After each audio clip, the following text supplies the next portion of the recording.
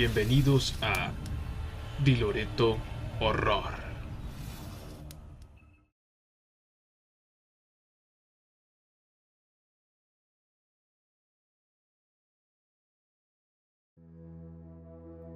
La Segunda Guerra Mundial fue un conflicto devastador que dejó un legado de dolor y tragedia.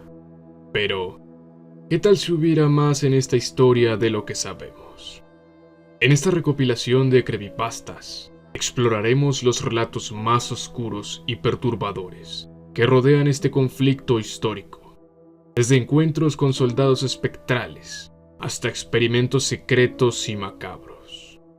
Prepárate para adentrarte en un mundo donde la guerra se mezcla con lo sobrenatural. Amanecer.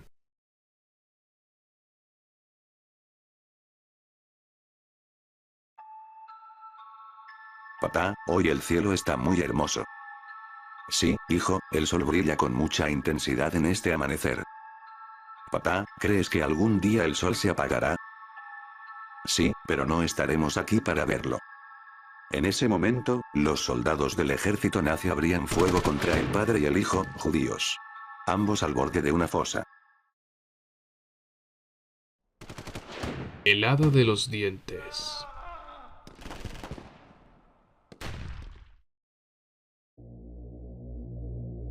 Uno de los grandes misterios de la Segunda Guerra Mundial es el oro nazi, también conocido como Raubold u oro robado. El régimen nazi de Adolf Hitler tenía una política de utilizar los bienes de sus víctimas para financiar el esfuerzo de guerra, recolectando objetos como anillos de compromiso, relojes, joyas y dientes de oro para fundirlos y convertirlos en grandes lingotes que luego enviaban a bancos en el extranjero a cambio de dinero. Y es aquí donde comienza la historia del hada de los dientes. En algún momento al inicio de la Segunda Guerra Mundial, una mujer cuyo nombre permanece desconocido entregó a su hijastra a la policía de Berlín bajo la excusa de que la niña era judía. Sin testigos que desmintieran la historia de la madrastra, la niña fue detenida y enviada a uno de los campos de concentración. La niña terminó en un área del campo donde se le asignó el trabajo de arrancar los dientes a los muertos acumulados por el exterminio sistemático llevado a cabo por los nazis, con el fin de recolectar las amalgamas y dientes de oro y plata. Además, fue víctima de constantes violaciones por parte de oficiales y soldados nazis, ya que era la única mujer que trabajaba en esa área, hasta que cometió el error de atacar a uno de los encargados, lo que le costó la lengua y un ojo. Con el tiempo, la chica se volvió loca debido al maltrato y la inhumanidad de su trabajo. Por lo cual, a finales de la guerra, muchos de los sobrevivientes rescatados por los aliados después de la derrota de los nazis, afirmaron haber visto en múltiples ocasiones a una joven que reía de manera maniática sobre los hornos utilizados para quemar a la gente, siempre con una sonrisa demencial y enferma, observando enloquecida a su alrededor con su único ojo. Con el paso del tiempo, la historia de la chica se convirtió en un poema, cuya traducción reza así. Hada de los dientes, pobre niña pequeña, nada alegre, elegida por judía, y su lengua hicieron morder, y los nazis pudieron coser, cerrado su pequeño ojo fue. Y ahora ella llora, mientras arranca, esos dientes tan pequeños, en busca de esos trozos de oro y plata, y tiembla y se retuerce, mientras los de uniforme la tocan con sus sucios guantes. Ruega por no verla, o pagarás un gran precio. Su ojo embrujante y rojo, su sonrisa viciosa y retadora, mientras te arranca los dientes, y nunca dudes, de que en la oscuridad puede observar. Ha muerto.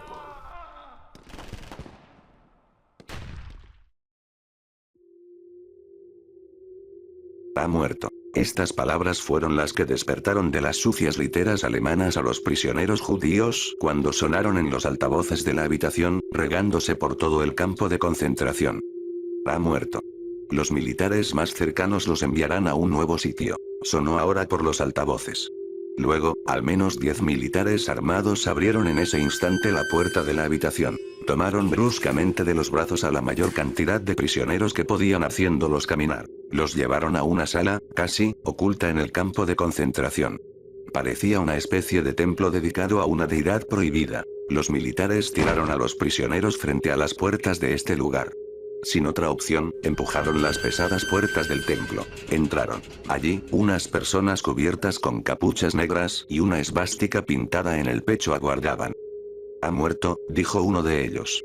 Soldados, traigan el cuerpo, prosiguió. En ese instante, más soldados entraron, esta vez trayendo un ataúd abierto con el cuerpo de su antiguo Führer, solo que, no estaba muerto.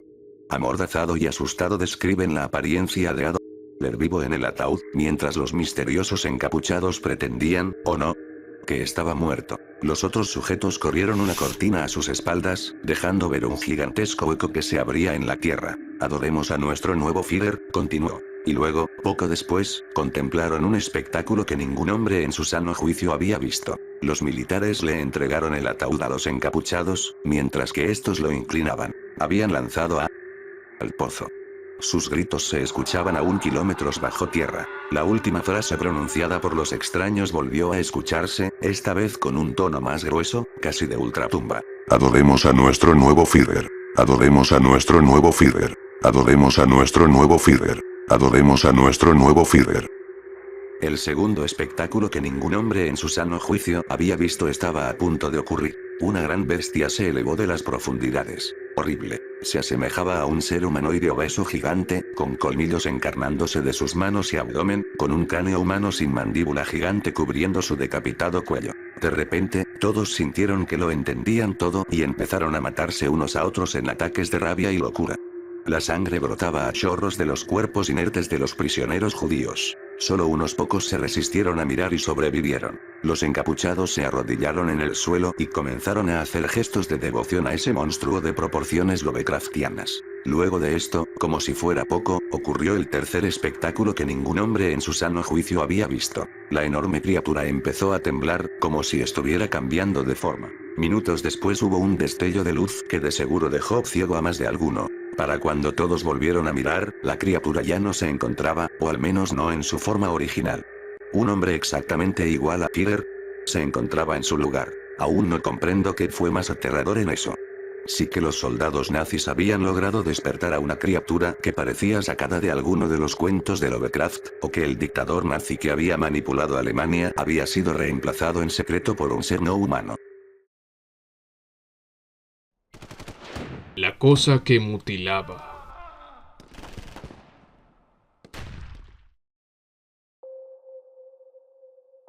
La Segunda Guerra Mundial es un tema fascinante, ya que oculta una gran cantidad de horrores destinados a perturbar a aquellos que se adentren seriamente en el tema. Estos horrores anónimos permanecen ocultos para aquellos que creen que todo se redujo a un horrible holocausto, pero existieron otros acontecimientos que se enlazan con misterios aún no resueltos, honrando así a quienes sufrieron. Dentro de la inmensidad de la Segunda Guerra Mundial, tuvo lugar una pequeña guerra entre Finlandia y la Unión Soviética conocida como la Guerra del Invierno, que duró 3 meses. Los finlandeses resultaron victoriosos a pesar de que los soviéticos intentaron invadir un país que no era fácil, sino sumamente difícil debido a su clima helado y su tundra gélida. Los soldados soviéticos, desesperados, fueron reclutados de forma cruel, incluyendo a campesinos y muchos niños sin entrenamiento. El comandante soviético, ambicioso, desestimó las advertencias de los pobladores sobre la existencia de un monstruo horrible en los bosques, creyendo que eran meras tácticas de guerra empleadas por el país más pequeño en comparación con el ejército invasor. Incluso los soldados soviéticos pensaron que era una táctica desesperada por parte de los finlandeses. Sin embargo, la inteligencia del gobierno finlandés insistía en la presencia de un monstruo aterrador en los bosques, y que nadie se atrevía a adentrarse en ellos durante muchos años, prefiriendo enfrentar el hambre y el frío antes que aventurarse allí. Las pérdidas sufridas por los soviéticos fueron terribles, pero no debido a un monstruo en un principio, sino al intenso frío y a su falta de protección. Además, los finlandeses lanzaron una exitosa campaña de francotiradores. Todo cambió cuando un coronel soviético intentó acercarse a una de las grandes ciudades de Finlandia, pero no podía hacerlo a través de la ruta principal, lo que resultaría en un suicidio. La única opción era atravesar los bosques de la manera que pudiera. Este coronel estaba a cargo de una pequeña armada, y es aquí donde la historia da un giro y debemos cambiar de perspectiva para conocer el lado finlandés de los acontecimientos. La inteligencia finlandesa descubrió el secreto del coronel soviético, sabiendo que se acercaba con una gran armada para atacar una de las grandes ciudades y unirse a otro ejército soviético dirigido por otro coronel, con el fin de atacar las ciudades de ambos lados. ¿Cómo lo descubrieron? ¿Acaso algún soldado soviético desertó? No, encontraron a todo el batallón muerto en el bosque, y de ahí dedujeron todo. Pero lo que preocupó a los finlandeses no fue tanto la perspectiva de lo que podría haber sucedido si ese batallón hubiera llegado a la ciudad, sino el estado en el que se encontraban los cuerpos. Decir que simplemente eran cadáveres sería muy poco, ya que se trataba de una verdadera masacre con mutilaciones e incluso despellejamientos. Los soviéticos habían sido completamente masacrados. Los únicos humildes aquí no fueron los soldados soviéticos, pues del lado de los finlandeses había gente del pueblo, jóvenes y personas sumamente religiosas. El ejército finlandés declaró que los soviéticos estaban poco preparados, que habían ido sin provisiones y se acabaron matando entre ellos después de un motín motivado por la desesperación del hambre y el frío.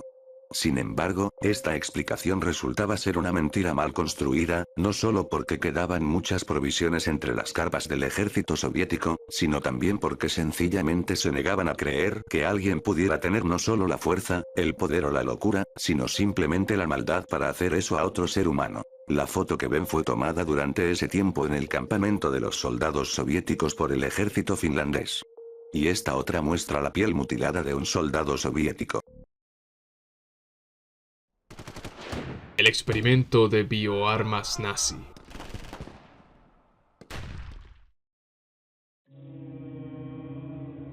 Fecha desconocida, probablemente de 1939. La Segunda Guerra Mundial era un evento aterrador, y Alemania estaba consciente de que debía tener un plan de contingencia en caso de que la guerra no les favoreciera, aunque sabían que iban a ganar.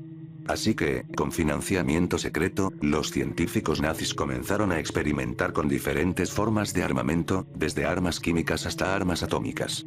Sin embargo, un tipo de arma en particular los intrigaba: el bioarmamento. En una ubicación secreta en Checoslovaquia, los científicos nazis afirmaban haber perfeccionado un arma biológica, que consistía en una forma de virus. Para probarla, utilizaron prisioneros de guerra como sujetos de prueba. Esto es lo que sucedió. Día 1. Presentaron el bioarmamento ZX-32 a los sujetos de prueba. No hubo efectos inmediatos. Sin embargo, aproximadamente media hora después, los sujetos afirmaron sentir una extraña sensación de placer, que sin duda era provocada por el virus. 5 horas más tarde, todos los sujetos parecían sumirse en una depresión severa, que se prolongó durante el resto del día. Día 2. De los 12 sujetos de prueba, 11 seguían vivos al mediodía del segundo día. Uno de ellos murió durante la fase de depresión, aparentemente tras golpearse la cabeza contra el concreto.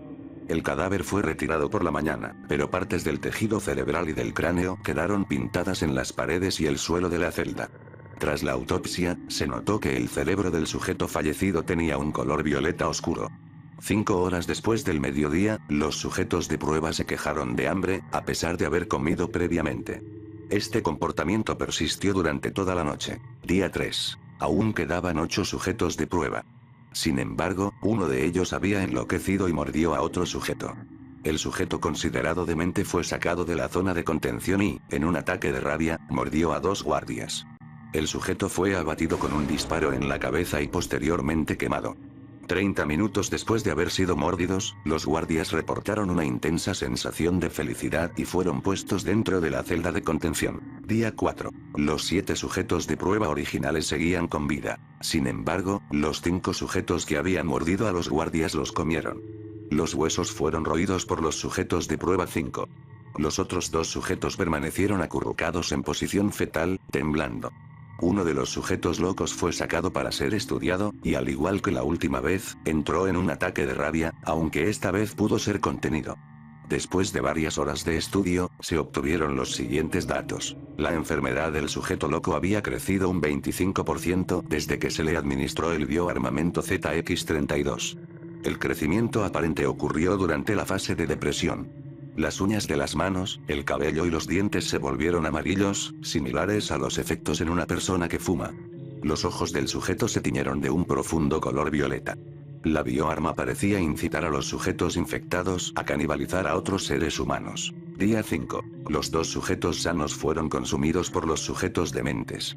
La terminación de los sujetos dementes estaba programada para el día siguiente. No hubo más informes de los científicos nazis después del día 5. Un llamado de auxilio desde el sitio checoslovaco se escuchó el día en que se programó la terminación. La llamada de socorro fue ilegible, pero se escucharon gritos audibles y agudos. No hay evidencia del bioarmamento ZX-32, pero se registraron informes de civiles mordidos por personas locas, y se reportaron síntomas similares a los de los infectados por la bioarma en los territorios controlados por los nazis. Después de 1945, el Ejército Rojo y los marines estadounidenses ejecutaron en secreto a todos los civiles y prisioneros de guerra considerados locos o con síntomas relacionados con la bioarma. Sin embargo, desconocido para el Ejército Rojo, uno de sus soldados había sido infectado y estaba de regreso a casa. Ulibaitsia.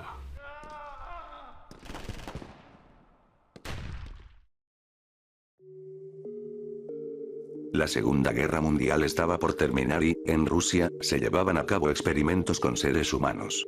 Una perturbadora intriga embargaba a los científicos, quienes encontraban cierta atracción hacia esta oscura actividad. El Dr. Stephen Romanov era un científico de renombre en toda Rusia, especialmente conocido por sus trabajos en psicología. Era un hombre calvo, alto y delgado, con unos anteojos que le daban cierto parecido al profesor Farnsworth. Un día, planteó una inquietante sugerencia. ¿Qué pasaría si analizamos las reacciones de una persona que está alucinando? Si logramos hacerle creer que todo es real, podríamos obtener datos interesantes. Sin embargo, la idea fue rechazada por la mayoría, considerándola una pérdida de tiempo y recursos. El único que apoyó la idea fue un amigo de Stephen, quien le ofreció un almacén para llevar a cabo sus experimentos. En ese lugar, Stephen preparó una cámara de gas utilizando una celda transparente con vidrio blindado. Al día siguiente, a las 3 de la tarde, mientras visitaba a los enfermos del hospital, el Dr. Romanov se dedicó a analizar sus estados mentales, pero esta vez con un objetivo diferente. Comenzó a hablar con un hombre que estaba completamente solo, sin familia, hogar ni nada. Stephen le ofreció falsamente una cura para su enfermedad, cuyos archivos habían sido quemados, dejando solo algunas notas que detallaban su invención. 20 de marzo de 1944. Engañé a un hombre para que me ayude en el proyecto. Utilicé la droga que inventé, como se describe en la nota anterior, para sumirlo en un estado de alucinación seguro y sin probabilidades de muerte temprana. Estas notas documentarán el progreso de la investigación. Ya ha pasado una hora, el alucinógeno está comenzando a surtir efecto. El hombre dice cosas extrañas y sin sentido, menciona que una vez fue secuestrado por extraterrestres y que ellos fueron los responsables de su enfermedad. Pasaron 3 horas, y sus palabras son solo incoherencias. Sin embargo, continúo escuchándolo y dándole la razón. Parece sentirse bien con el alucinógeno, tanto que comenzó a reír, o eso parecía. Luego mencionó que un payaso había entrado a la celda, con una gran sonrisa y muy gracioso. Según él, se llamaba Ulibaitsia, sonrisita, un buen nombre para un payaso. Él seguía riendo, el payaso le entregaba globos. Después me dijo: «Oye, ¿por qué no le haces caso?» «Oh, es que no lo escucho bien». «Quiere que sonrías, a él le gusta que sonrían». Sonreí sin problemas. Han pasado 2 horas, sus risas se han ido disminuyendo. ¿Por qué ya no estás riendo? ¿Acaso el payaso se fue? No, no. Sigue aquí. Solo que sus chistes no me gustan, hablan de gente muerta, quemándose, y él se ríe de una manera desquiciada. Me extrañé un poco, no recordaba que el cambio de humor fuera uno de los efectos secundarios del gas, y yo le daba veracidad a sus palabras. La demencia violenta parecía bastante rara. Pasaron unos 20 minutos, y el hombre estaba más agitado, llorando incluso. Pedía con ansias que lo sacaran, que el payaso era malvado, y que disfrutaba con su miedo y desesperación. Eso los volvía deliciosos. Apenas 3 minutos después, el hombre suplicaba por su vida, no solo al payaso, sino también a mí. No podía soportarlo, mi humanidad me impedía verlo sufrir. Era mejor dispararle que presenciar su locura. Iba a cerrar el gas cuando escuché un terrible grito a través del cristal, como si miles de voces sonaran al unísono. Casi tan horrible como la imagen que le siguió. El pobre hombre, desamparado, veía la sangre que se extendía desde su torso hasta su brazo cercenado. El brazo flotaba al lado de la celda, levitando. Se dibujó una columna de sangre, ancha y desnivelada por la presión. Cuando se detuvo, manchó completamente el piso de rojo. Ambos mirábamos con horror al brazo levitando. Poco a poco, comenzó a desaparecer, escuchábamos crujidos y desgarros, como si alguien lo estuviera mordiendo y saboreando con locura. Como si estuviera rompiendo sus huesos. Sea lo que sea que estuviera allí, era real y estaba devorando el brazo de ese hombre, quien se encontraba débil. Pegó su rostro contra el cristal, suplicando que lo dejaran salir. Pero no podía abrir la celda, eso debía permanecer encerrado. No sé cómo entró, pero no se iría de ahí. El pobre hombre gritaba, pidiendo piedad. Tiempo después, se desplomó. Fue entonces cuando una gran ola de sangre salió de su espalda. Se quedó retorcido en el suelo, como un trapo que acababan de exprimir. Pude ver detrás de él una abertura, desde su nuca hasta donde la espalda pierde su nombre. Le faltaba una parte del cuerpo, una de las más importantes, la columna vertebral. Desapareció totalmente. El cuerpo del sujeto empezó a levitar para después separarse en varias partes, como en las torturas medievales de antaño. Más y más sangre, como si de una manguera se tratase. Largos chorros, algunos gruesos, otros delgados. Su cuerpo iba desapareciendo, seguido del sonido de alguna criatura masticándolo todo. Solo quedaban su cintura y las piernas. Antes de verlas desaparecer también, decidí escapar. Mientras escuchaba la risa del monstruo. Pero no parecía una risa malvada, parecía la risa de un niño haciendo una travesura, como si todo esto fuera una broma para él. Recuerdo su risa perfectamente. Mientras escucho el tecleo de la máquina de escribir, no puedo sacar de mi mente su risa. Era tan siniestra, pero a la vez, graciosa. 24 de marzo de 1944. Hace 3 días que no veo a mi amigo. Un día después del incidente, vino a verme a mi casa para preguntarme cómo me había ido. Le conté absolutamente todo, le mostré mis notas. Él, escéptico, pensó que hubo una fuga de gas y que también me había afectado. Decidió ir al almacén para comprobarlo. Pobre alma desdichada, otra pérdida gracias a mí, y lo que más temo es que el payaso haya logrado escapar. Hace 4 días que no duermo, no soy capaz de olvidar la risa de ese payaso. Estoy destrozado, tanto física como mentalmente. 26 de marzo de 1944. Desde hace 2 días, he empezado a escuchar esa risa. No es producto de mi imaginación. Sé que la escucho. Mi única distracción es escribir, pero no es una muy buena que digamos. Desde hace días que no hablo con nadie, no he llamado a nadie ni me he molestado en contestar el teléfono. He intentado suicidarme 3 veces, pero no puedo. Quiero muerte, salvación, redención. Un descanso. 9 de abril de 1944. Está aquí. Sin duda. Lo presentía. Inhalé un poco de gas para poder verlo, y sí, estaba. No estoy loco, o eso espero. Estoy escribiendo esto y lo demuestra, o quizás esté intentando engañarme a mí mismo. Está aquí, enfrente. Es alto, larguirucho, con los labios pintados de rojo, seguramente sea sangre, y quiere la mía. Parece que siempre está sonriendo. Su cabello es de diferentes colores, tiene 2 bultos a los lados de su cabeza. El de la izquierda es rojo, el derecho verde. Están unidos por su nuca con un poco de cabello morado. Vestía un mameluco azul con círculos, triángulos y cuadrados blancos, y guantes del mismo color. Era real. Me cuenta chistes, algunos dan un poco de gracia. Mientras sonrío forzadamente, jugamos a un juego de preguntas y respuestas. Lo primero que hizo fue preguntar por mis miedos, pero no son importantes, paso de escribirlos. Yo le pregunté, aún sonriendo, qué era, y él respondió. Soy una criatura que vive entre dimensiones, según lo que ustedes llaman. El gas que inventaste me llamó mucho la atención, con el mismo podría hacer feliz a la gente. En el estado que el gas los induce, es más fácil hacerlos reír, me gusta eso. Porque cuando empiezo con ustedes, es más doloroso y desesperante. Es como cuando encuentras un billete en la calle y, cuando estás en el apogeo de tu felicidad, te das cuenta de que el billete es falso. Uno se siente peor, eso los hace a ustedes, ¿cómo decirlo? Sabrosos. Por eso la forma del payaso que ahora ves. Puedo ser físicamente lo que me plazca, pero con esta forma llego más fácilmente a sus risas, y luego a la parte que más disfruto. Me quedé perplejo, ya no podía sonreír. Llegó mi hora, esa cosa comenzó a reír. Apenas puedo escribir esto. Qué suerte que me deshice de la fórmula del gas, nadie podrá invocarlo de nuevo. Me despido pidiéndole al lector que le sonría, por favor. Sonríele. Al día siguiente, unos soldados rusos encontraron una cama empapada en sangre, junto a una máquina de escribir con los papeles ya expuestos. Stephen había desaparecido sin dejar rastro.